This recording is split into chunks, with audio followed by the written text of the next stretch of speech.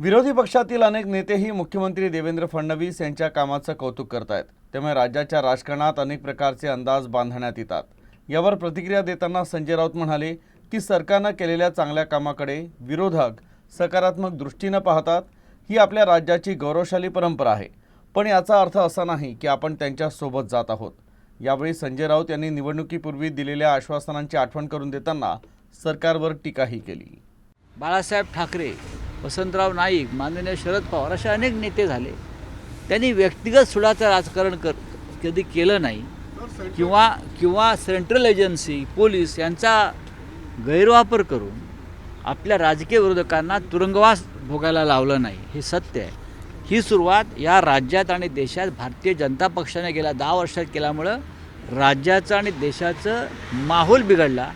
ते जर ते सुधारणार असतील, पर्यावरणाचा संतुलन करणार असतील या बिघडलेल्या, तर आम्ही त्यांच्याकडे पाहू की चांगलं राज्य करताय।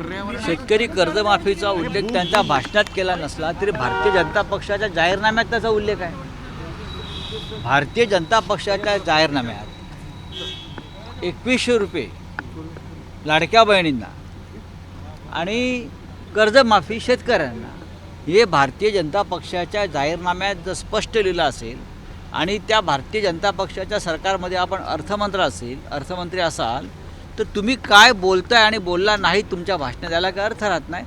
जाहीरनाम्यातलं प्रत्येक वचन तुम्हाला पूर्ण करावं लागेल। शेतकऱ्यांची कर्जमाफी करावी लागेल, लाडक्या बहिणींना 2100 रुपये द्यावे लागतील।